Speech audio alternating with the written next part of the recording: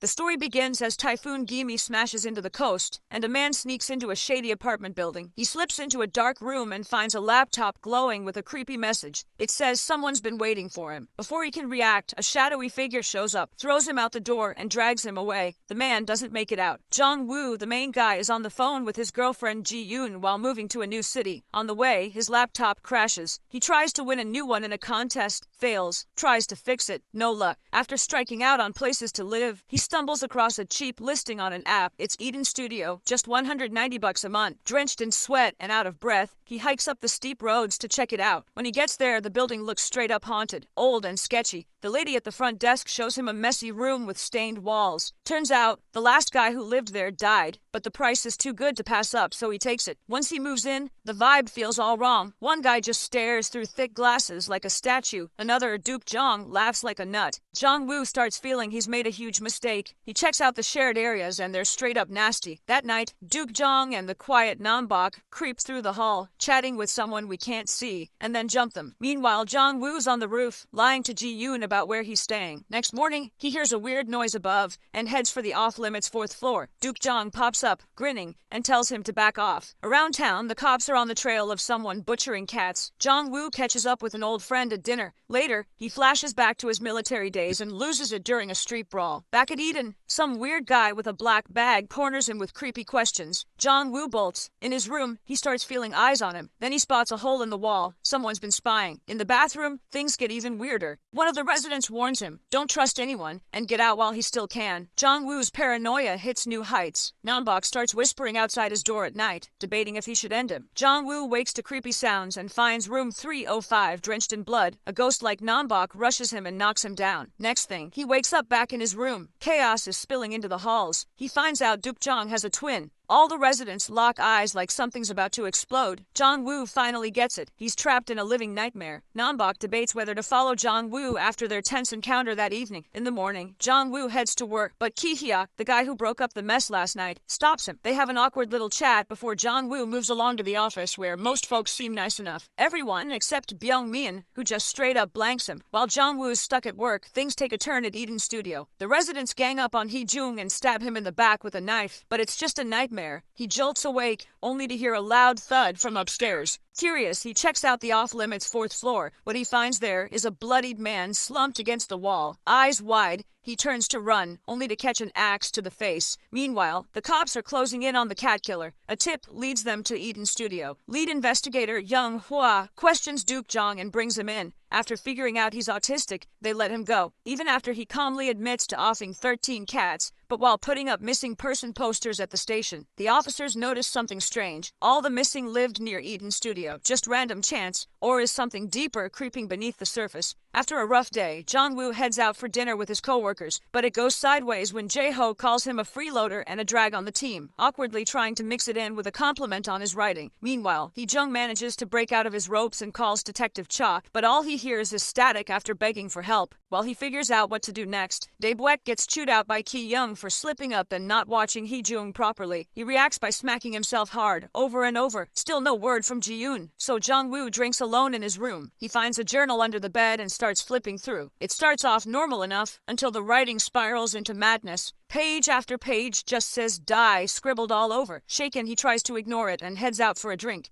On his way back, Detective Cha stops him. The same guy who got Hee-jung's call. Turns out, Hee-jung's not just missing, he's also a wanted man. As the detective heads back to his car, Ki-young shows up and chokes him out. Jong Woo steps outside, searching for him after getting his laptop back in the mail. Then comes the twist. The friendly dentist from earlier? Yeah, he's pulling the strings. He stops Ki-young cold and scolds him for stepping out of line. We see a photo of Eden Studio in the dental office, along with a note saying the group is made up of volunteers. Up on the rooftop, Jong Woo chats about his novel, but the talk takes a sharp turn when Moonzo starts rambling about murder and different ways to end someone. Not wanting to hear any more twisted ideas, Jong Woo bolts back to his room and throws himself into writing, still buzzed from the creepy conversation. Meanwhile, Duke Jong and Nambok head out with a body and start digging a deep grave, with Duke Jong grumbling about not getting the chance to do it himself. After dreaming about his army days, Jong-woo wakes up and notices Nam-bok's room is empty. He asks around, then drops some dust on his laptop, a little trap to see if anyone's been snooping in his space. But just as he heads outside, he freezes. Nam-bok is standing in his doorway, silently watching him like a creep. Brushing it off, Jong-woo leaves. Moon-zo, now acting like a ringleader, tells Duke Jong to take care of Unit 310. As Jong-woo walks away from Eden's studio, the trio continues holding Hee-jung captive. With his mouth forced open, Moon-zo calmly picks up a scalpel and tells him it'll be over soon, then starts yanking out his teeth one by one. Back at the station, Constable Jung-hwa gets a visit from a worried woman. Her husband's gone missing, and she says he was terrified before vanishing. Turns out, he lived at Eden's studio too. At the office, Jong-woo's all over the place. He keeps glancing at Byung-min but doesn't dare ask for help, still burned from how he was treated before. As everyone sits down to eat, we're hit with a grim montage, Hee-jung getting his teeth pulled while others enjoy their meal. After lunch, Jong-woo stays behind to grind through work, blowing off Ji-eun to pull extra hours. Meanwhile, Jung-hwa starts connecting the dots from Dok-jong's rambling earlier. She digs deeper and begins sketching out who's really living at Eden's studio. It looks like there's a family tie between the twins and Bok-sum, especially as we catch them together, dragging out another body like it's just another chore. Jung-woo hides in the shadows, watching as they haul it down the dark street, whispering heave-ho like it's some twisted bedtime song. While keeping an eye on the twins, Moon-zo shows up and ropes Jung-woo into the scene. He casually says they shouldn't be moving trash at night. Acting slick, the twins claim the blood is just food waste. When Jong-woo opens one of the bags, he jumps back, face pale. Moon-zo quickly says not to throw away a dead cat like that. Back inside Eden's studio, they gather in the kitchen. Jong-woo offers Moon-zo some food. After one bite, Moon-zo grimaces. It tastes off. Then, as the lights flicker, he drops a dark joke about human flesh and flashes a smile at Jong-woo, leading things on a spine-tingling note. After making a hasty retreat from Moon-zo's dinner joke, Jong-woo heads back to his room to find everything unspoiled, while Bok-soon enjoys the meat left by Moon-zo instead. On the road, Deuk-jong is stopped by Constable Jung-hwa, who immediately spots a similar style watch on him as the missing person she was made aware of last episode. Instructing him to open the boot, she notices red blotches which the twins write off as food waste. After a brief moment of panic, her associate shows his face in the police car, and Jung-hwa makes a getaway. The next day, she returns to Eden's studio in plain clothing, asking about the missing man. Bok-soon tells her the man used to live in Unit 303, the same unit Jong-woo is now living in. And as our oblivious writer walks past, he overhears Jung-hwa mention that the previous tenant is missing, not dead, as Bok-soon would have him believe. On his way to work, the constable stops him and asks questions regarding Eden's studio. He tells the constable about the missing people and previous detective who came by before leaving to head on to work. At the office, Ji-eun shows up, prompting the male members of the office to immediately express jealousy before he shows her outside and into the taxi. As he waves goodbye, he spies Moon-zo across the road staring at him, but as a car zooms past, his ghostly figure disappears. Was this a hallucination? Invited back for a cup of tea, Bok-soon drugs a woman as Duke Jong shows up, and it's here we see firsthand that she's part of this elaborate setup. As she ties the woman up and antagonizes her, it turns out she knew the lady from earlier in her life. Back at the station, Jung-hwa phones through to the station looking for Detective Cha regarding the Eden studio issue. Beginning to see a pattern emerge, she relays her theory onto her colleague who tells her not to worry. The missing detective will show up in a few days' time. As she heads to the dentistry, she tells him about her work. As fate would have it, her dentist is Moon-zo. Unbeknownst to her, she relays the case and her theories about who may be responsible to him while he prepares to inject her. On the verge of being drugged, Jung-hwa saves her own skin at the last second by rushing out thanks to an important phone call. Heading back to Eden's studio after hard day's work, Jong-woo is greeted by Bok-soon and given some soup to try, which he gulps down hungrily. It's here she questions him about the conversation with the detective and tells him that if any weird rumors spread, it'll affect her business. Stumbling back to his room, it turns out he was drugged, and the effects of this kicks in almost immediately. Hearing whispers in the hallway, Jung-woo makes it back to his unit, only to find the residents standing outside holding weapons, waiting. As he lies down to sleep, Moon-zo smiles evilly from the other room, spying him through the tiny gap in the wall. Jung-woo lies knocked out in his room, feeling sick and all over the place, while Moon-zo whispers to Duke Jong next door and chuckles under his breath. Later, Jong-woo wakes up and senses something's off. His laptop looks weird, too clean, no dust, and it hits him that someone's been in his room. To figure out who snooped around, he talks to Bok-soon, who checks the CCTV, only to find the footage from that exact time is missing. Jong-woo points fingers at Nam-bok and confronts him, but Moon-zo steps in and shuts things down fast. With no answers, Jong-woo heads back to his room, trying to shake off the nerves. After a quick chat with Moonzo, he pushes the weird vibes aside and crashes. During a meeting at work, Ji-eun gets a call from Jong-woo but lets it ring. Meanwhile, Jung-hwa finds him on the street and asks if anything strange has been going on at Eden's studio. Jong-woo mentions the creepy noises from the 4th floor, but then spots Bak-woon watching from the shadows. Bak-woon later tips off Moonzo, who calmly says he'll handle it. Jung-hwa shows up at Eden's studio on her own, rocking her police uniform,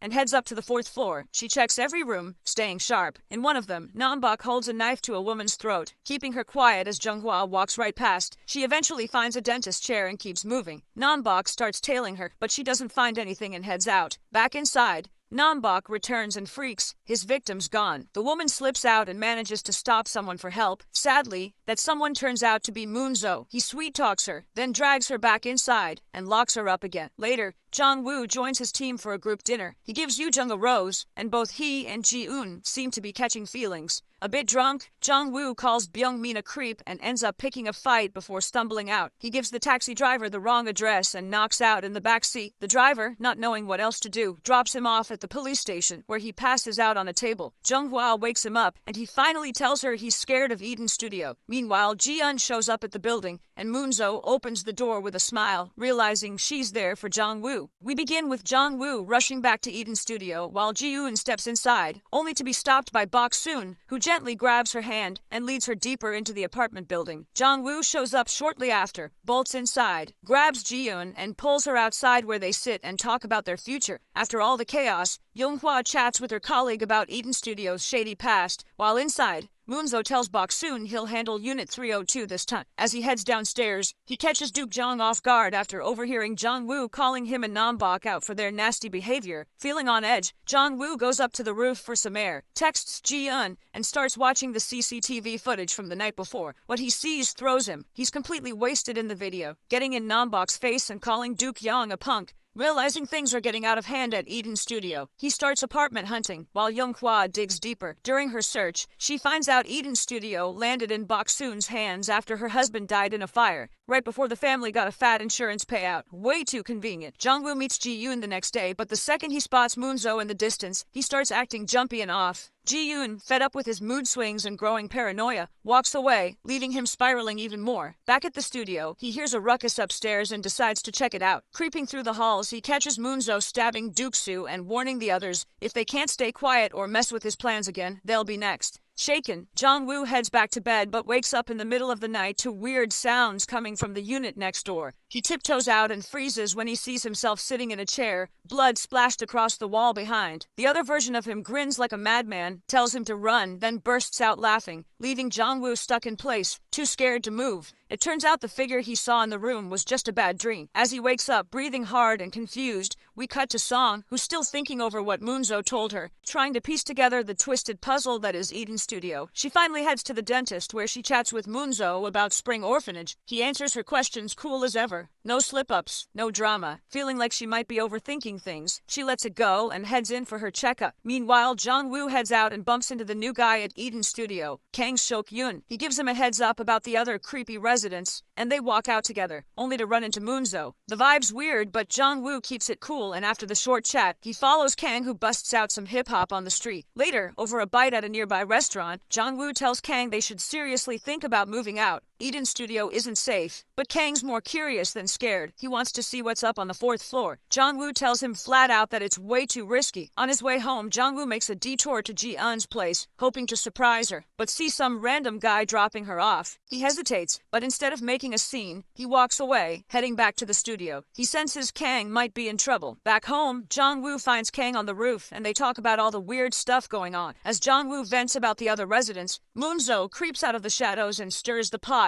messing with their heads. Just as quick as he appeared, he fades back into the dark. The two boys head downstairs to share a shower, trying to shake off the tension with a few laughs, but Nam-bok watches them from the shadows, clearly not amused. Later that night, he stands outside Jong-woo's room with a knife in hand, but Jong-woo spots him just in time as he fumbles to grab his phone for a picture. Bok Soom shows up and catches him off guard. Jong-woo tells her what Nam-bok's been up to and she doesn't waste a second. She storms up to Nam-bok and slaps him hard across the face. Then she orders Duke Jong to search his room for the knife. When that turns up empty, Jong-woo dives in himself, tearing the place apart. All the noise brings Moon-zo to the scene, and he catches Duke Jong awkwardly trying to hide the knife behind his back. Jong-woo's grip on reality keeps slipping. Later, inside an internet cafe, he loses it and causes a scene, drawing attention from 3 of the guys, who follow him into a dark alley, but Eden Studios messed him up real good, and when they come at him, Jong-woo grabs a brick and fights back like a wild man, flashing back to his time in the army. Beat up and barely standing, he slumps against the wall. That's when Moon-zo strolls over, smirking as Jong-woo struggles to stay conscious. Moon-jo finds Jong-woo bleeding and barely conscious after being attacked by a group of teenagers. He patches Jong-woo up, saying he will take care of him. Then the story briefly shifts to a flashback where Moon-jo first meets Ki-hyuk, a new resident at Eden Goshuwon. Jong-woo wakes up tied to a chair in Moon-jo's office. Moon-jo is stitching up his wounds. Jong-woo asks who Moon-jo is.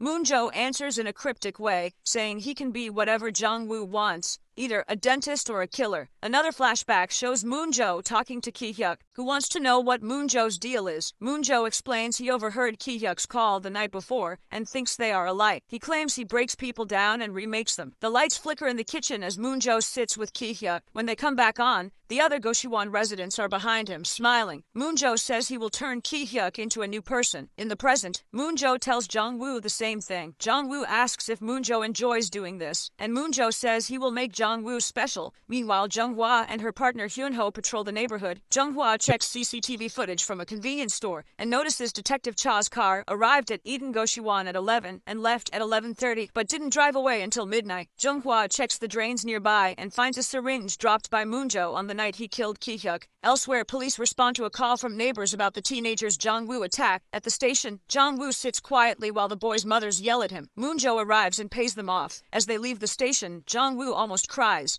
Jung-hwa gives him his ID and tells him to call her if he needs help. On the walk home, Jong-woo stops and says he will move out and repay Moon-jo. He begs to be left alone. Moon-jo touches his throat and says he likes seeing people's uvulas. He tells Jong-woo not to hide anything from him anymore. Jung-hwa calls Detective Cha's division to report that she thinks he was killed or kidnapped, but they say he was seen in the mountains on CCTV and dismiss her because she has no proof the syringe was used on him. At Eden Goshuwon, Moon-jo tells Jong-woo to go inside while he smokes. Jong-woo considers running, but Seok-yoon appears and says the 4th floor smells like blood. He notices Jong-woo's injured face. Jong-woo says he fell, and they both go inside. Jong-woo stands at his door, keys in hand, hesitant. Seok-yoon offers to buy beer, but Jong-woo says he wants to sleep. Inside his room, he finds the body of the kitten he used to feed, but it turns out to be just his shirt. That night, he lies in bed, hands over his ears, trying to block out the voices of Moon-jo and the others in his head. Jung-hwa finds the CCTV camera mentioned by Detective Cha's division. She watches the footage and sees Detective Cha's car go up the mountain but not come back down. The next day at work, Byung-min finds his keyboard destroyed. He accuses Jong-woo, who just stares at his screen. When Byung-min kicks his chair, Jong-woo calmly stands, grabs a mug, and smashes it on his head. He then beats him with the broken keyboard until other co-workers stop him. Later, Jae-ho brings Jong-woo into his office and says Byung-min has minor injuries but has to stay in the hospital. He asks what's going on with Jong-woo and notes that he even fought with Ji-yoon. Jong-woo's expression changes and he demands to know why Jae-ho met with Ji-yoon. He threatens Jae-ho before walking out. Jong-woo sits in a park, wondering if the Goshuwon, his co-workers, or his own identity are to blame. He remembers the fight and grins as he thinks he should have just killed Byung-min, echoing what he said after his military fight.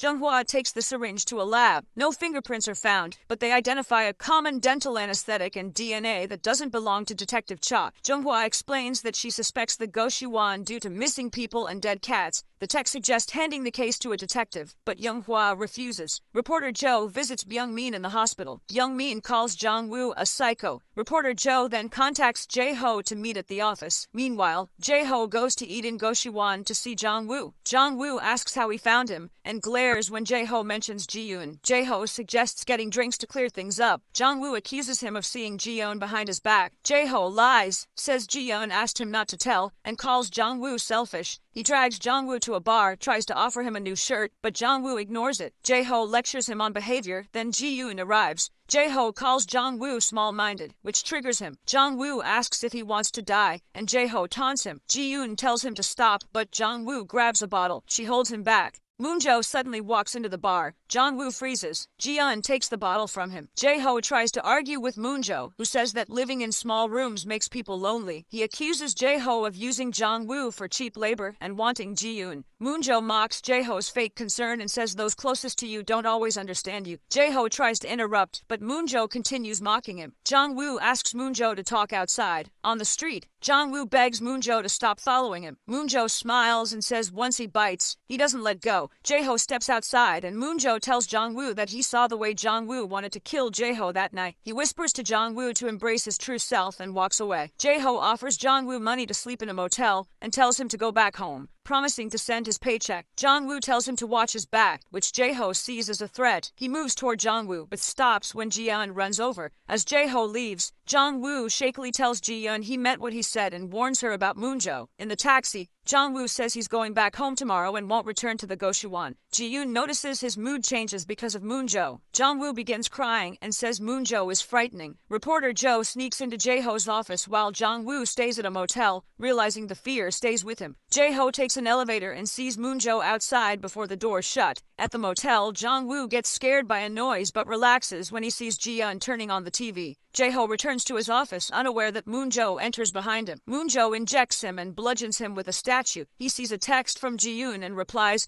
pretending to be Jae-ho. Ji-eun declines the meeting. Moonjo calls Duke Jong to clean up. Reporter Joe follows Moonjo and makes a call, but Duke Jong catches him and threatens him with a toy gun. Later, Moonjo shares drinks with Seo-kyun and jokes that the meat is human. Seo-kyun laughs nervously. He tries to call Jong-woo, but gets no answer. He sneaks into the 4th floor and hides when Duke Jong and Nam-bok pass by. As he tries to leave, Moonjo appears, demands Seo-kyun vacate his room, and advances with a hammer. At the same time, Jong-woo wakes up in a hotel. He sees Moonjo in the doorway, grabs a knife and charges at it, but it's actually Ji-eun. Jong-woo stops in shock. Ji-eun, scared and angry, runs off, ignoring Jong-woo's pleas. She says she tried to understand his weird behavior, but now thinks they should take a break. She jumps in a taxi and leaves him behind. Jung-hwa investigates Detective Cha's disappearance and finds CCTV footage showing his car going up a mountain, but never coming back. She visits the mountain, asks a man about an abandoned car, and finds a canister like one she saw with the twins. Then she finds the charred remains of Cha's car and calls Hyun-ho to confirm the ID. In the hotel, Jong-woo sees text from Seo-kyun claiming he drank with Moonjo. Jong-woo feels something's off and calls him, but gets no answer. Realizing Seo-kyun didn't send the message, Jong-woo grabs his knife and rushes to the Goshuan. At the mountain, detectives show up. Detective Lee scolds Jung-hwa for acting alone. She says she warned them it was foul play. Lee brushes her off until another officer reports finding a body with needle marks. Jong-woo reaches Eden Goshuan and heads upstairs with his knife. A woman sees him but says nothing. On the 3rd floor, Seo-kyun jumps out and says it was a joke. Jong-woo gets angry, thinking Seo-kyun is working with the others. Seo-kyun insists he's on his side. Then Moonjo's voice is heard, but the hallway is empty. Jong-woo tells Seo-kyun to leave, but Seo-kyun says he can't. He tries to hold Jong-woo's hand and says the neighbors are good people. Jong-woo calls him crazy and walks away. Seo-kyun, bleeding and crying, begs him to stay. Jong-woo ignores him. Moonjo comes out, tells Seo-kyun he tried, but now must be punished. Elsewhere, Nam-bok mocks Hee-jung and stabs him. Hee-jung fights back but is knocked out. Nam-bok gets a call from his parole officer, who tells him to charge his ankle bracelet. Nam-bok lies and promises to do so. Bok soon finds him and surprises him by speaking Mandarin. She tells him she knows he's lying and jokes about her ex falling down the stairs. The body is confirmed as Jae-ho's. Jung-hwa asks about the syringe. Detective Lee interrupts and says they'll check if it matches the drug found earlier. He promises to investigate Eden Goshuan if it does. Jung-hwa warns someone else might die, but he dismisses her. On the 4th floor, Seo-kyun cries as Moonjo tortures him, showing him a chain of teeth from previous victims. He rips another tooth out. Bok-soon finds Hee-jung and complains about Nam-bok hurting her property. Duke Jong goes to his room and finds memory cards. He remembers meeting reporter Joe and offering him a scoop on a serial killer, saying he wants to teach someone a lesson and will provide evidence. Moonjo continues pulling Seo-kyun's teeth, planning to send them to Jong-woo. Seo-kyun pleads, but Moonjo adds the teeth to a charm bracelet. Ji-eun looks at the doll keychain Jong-woo gave her while he stands outside her place. He starts to text her, deletes it, and goes to an internet cafe. The next morning, Hyun-ho finds Jung-hwa sleeping after researching Eden. Jong-woo receives a text about Jae-ho's death and immediately blames Moonjo. He remembers Seo-kyun's cries and regrets leaving him. He calls the police to report murders at the Goshuan, but they dismiss it as a prank. He gets emotional when his mother calls, but tells her everything is fine. Bok-soon chats with another woman about her son studying for the civil service exam. She jokes that sending him to Eden would guarantee success.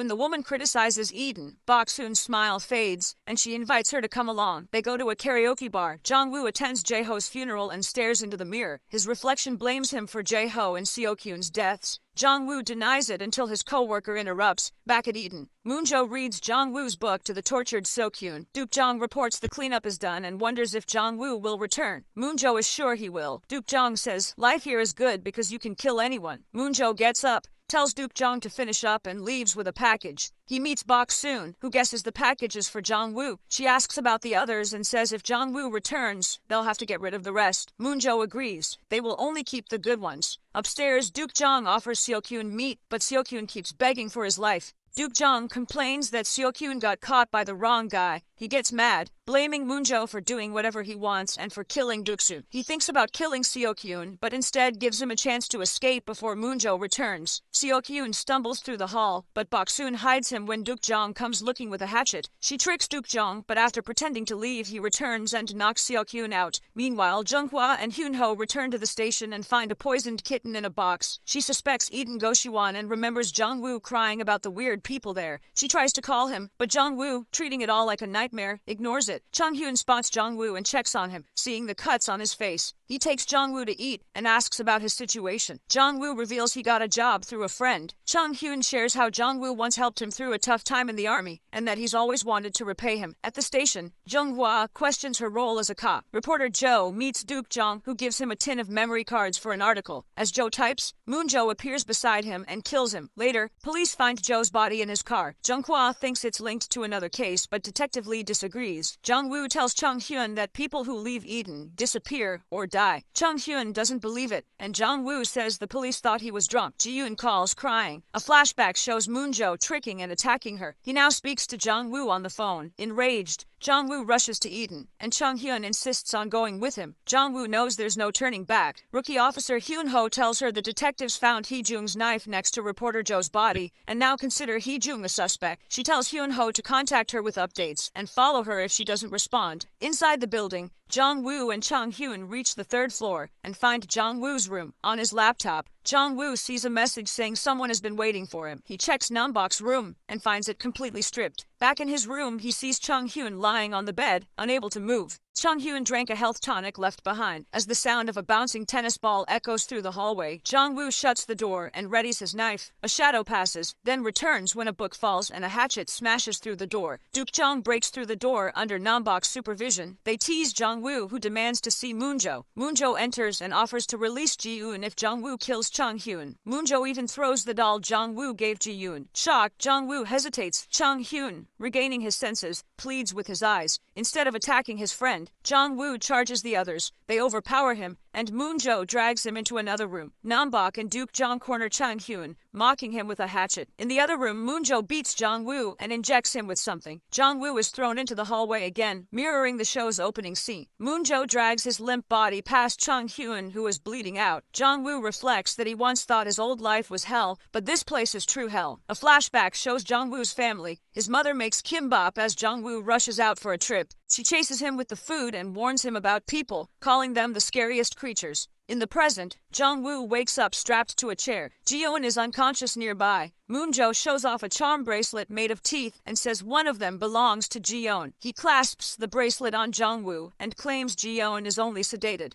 Outside, Jung-hwa reaches Eden in the rain and sees blood on the floor. She arms herself with a taser and calls out for Jong-woo. Bok-soon appears and claims Jong-woo isn't there. Jung-hwa keeps her taser pointed and shouts for Jong-woo to respond. Duk-jong tries to sneak up behind her, but she tasers him while answering Hyun-ho's call. Bok-soon slams Jung-hwa's head into the wall, knocking her out. Bok-soon tells Duk-jong to lock Jung-hwa in the basement with Hee-jung. Duk-jong worries about the police, but Bok-soon says she'll handle it. She jokes about wanting to be an actress. Duk-jong and Nam-bok take the patrol car away while Jung-hwa wakes up in the basement, tied up. Her partner and Hyun-ho arrive. Bok-soon, now injured, pretends Jung-hwa attacked her. The senior officer believes her and pulls Hyun-ho away despite his protests. After they leave, Duk-jong pours gasoline in the hall. He searches for articles exposing Moon-jo but only finds news about reporter Jo's death. He realizes Moon-jo killed Jo to prevent the story from spreading. In the basement, Jung-hwa uses broken glass to cut her bindings. Nam-bok enters and lies beside her, calling her beautiful. She suddenly attacks him with the glass, but he drags her back and knocks her out. Later, Bok-soon brings food, sees the cut on Nam-bok's face and mocks him. When he talks about being family, Bok-soon burns him with boiling food, blinds him, and beats him. As he collapses, she reminds him not to touch what belongs to her. Nam-bok reaches out weakly before Bok-soon strikes him multiple times, killing him. She walks out of the basement and sees Moon-jo waiting on the stairs. She says they should leave soon, but he tells her to wait a little. She says she doesn't like waiting, and he reminds her that she raised him. Moon-jo then asks her to check on 303. Bok-soon starts up the stairs to the 4th floor, but Moon-jo stops her and says they're in the kitchen. She walks over, but the kitchen is empty. Realizing she's been tricked, she grabs a knife and storms down the hall. As she moves toward the office, Moon-jo hits her with a hatchet. She mutters that she should have killed Young-hwa, and Moon-jo shoves her body out the business window. Downstairs, Young-hwa wakes up. Duk-jong finds Bok-soon's body and heads to the rooftop. Furious that Moon-jo has killed the last member of his family, Duk-jong pulls a knife and charges Moon-jo, but Moon-jo survives the blow and slashes Duk-jong's throat. He laughs and stabs him repeatedly before leaving his body behind. Meanwhile, Jung-woo struggles out of his bindings while Jung-hwa tries to wake Hee-jung. When Hee-jung doesn't respond, Jung-hwa looks for a way out. She spots Nam-bok's body and uses the wrench Bok-soon used to kill him to break the cell lock. A call reaches the station and Hyun-ho reacts when he hears it's about Eden Go-shuan. Back in the building, Moon-jo meets Jong-woo in the hallway and talks about becoming like a god. He says they can kill or save anyone. Jong-woo replies that he is excited to kill Moon-jo. They charge at each other and start fighting. Moon-jo beats Jong-woo down, smashing his ribs. Jong-woo grabs a scalpel and slashes Moon-jo's throat. Moon-jo collapses, talking about human nature and calling Jong-woo his masterpiece. Jong-woo attacks him again with the scalpel. The police arrive and take Jung-hwa, Jong-woo, and Ji-yoon to the hospital. Later, Eden Go-shuan is locked down. Moon-jo's dental office is shut and Jae-ho's company closes. Jong-woo watches the news from his hospital bed. Ji-yoon's boss watches the same report and gossips about the rumors online saying Jong-woo is a murderer. Detective Lee visits Hee-jung, who cannot speak. He shows him photos and asks him to identify the man who tried to kill him. Hee-jung picks everyone except Jong-woo. The detectives speak to Jong-woo's co-workers, who describe him as strange and mention his violent behavior. One of them accuses Jong-woo of conspiring with Moon-jo and demands his arrest. Young-hwa explains that Jong-woo rescued Ji-yeon after Moon-jo kidnapped her. The detectives say Jong-woo confessed to killing Moon-jo, but it looks like self-defense. They ask about Nam-bok's death, and Jung-hwa says she heard the murder while unconscious. Detective Lee finds that strange. Jung-hwa visits Ji-yeon, asking if she remembers anything. Ji-yeon says her memory is blurry, but flashes back to Jong-woo screaming that it wasn't him. Then Jung-hwa visits Jong-woo, telling him he'll be cleared thanks to Hee-jung's testimony. Jong-woo starts talking about good and bad and says he should return to his novel. She asks what happened that night. The detectives earlier discussed the murders at Eden and say they were done by an amateur, not professionals like in the vacation house case. This suggests that one person killed everyone. Jong-woo avoids answering and walks away. Jung-hwa realizes she still has his book and returns it. She thinks she sees Moon-jo in the hospital elevator, but shakes it off. As she hands the book to Jong-woo, she hears the tinkle of his bracelet and remembers hearing it when Nam-bok was murdered. The scenes replay, showing Jong-woo killing Nam-bok, Bok-soon, and Duk-jong. Moon-jo's death remains unchanged. Jung-hwa remembers the detective's confusion over why Moon-jo would kill his longtime companions and walks to her car, shaken. The flashback shows Moon-jo told Jong-woo to kill everyone else in exchange for his life. Jong-woo had agreed. In the present, Jong-woo types "die" on his laptop. We see he'd been talking to himself, and Ji-eun had seen him during a breakdown. Jong-woo now smiles to himself, his face overlapping with Moon-jo's, as Moon-jo's voice whispers to him,